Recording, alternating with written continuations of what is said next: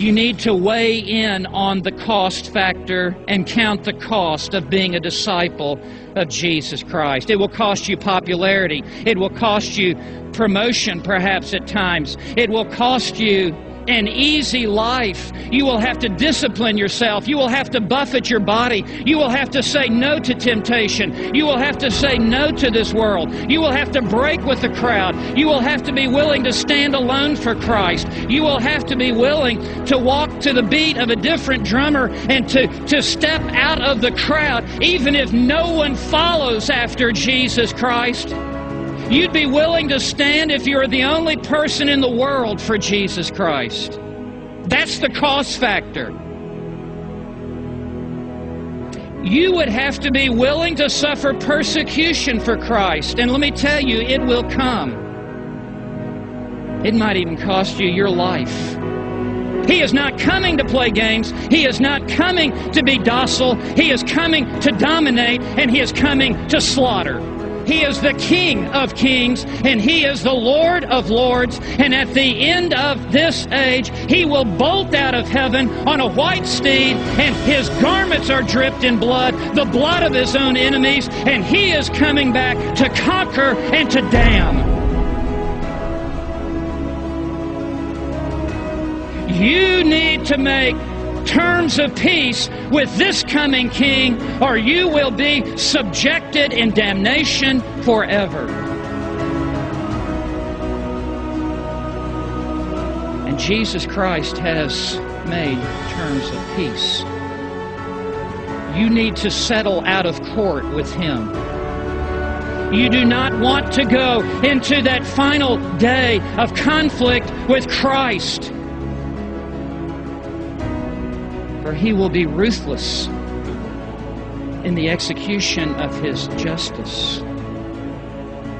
But He offers you mercy today. He will agree to terms of surrender. He will agree to terms of peace, but they are His terms of peace, not ours. And His terms of peace are very simply this: you must hate your own father and mother and brother and sister and even your own life more than me, or you cannot be my disciple. And you must take up a cross and follow me, or you cannot be my disciple. And if you do not, you will meet me in the final judgment, and it will glorify God in your destruction.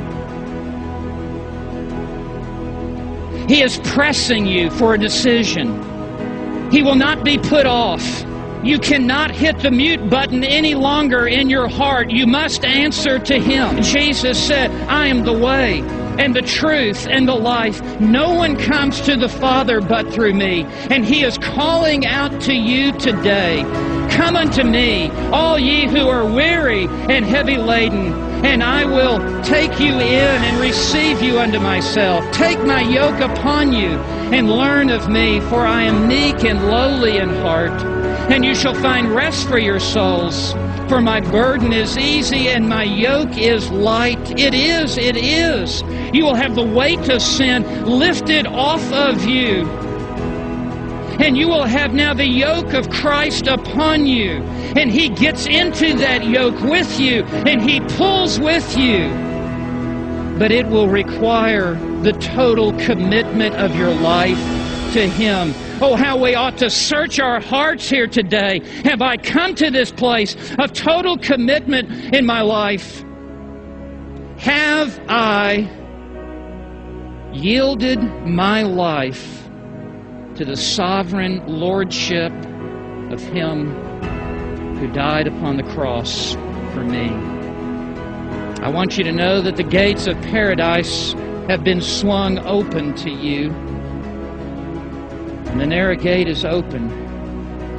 And if you will take a step of faith and come through this narrow gate and commit your life to Him, despite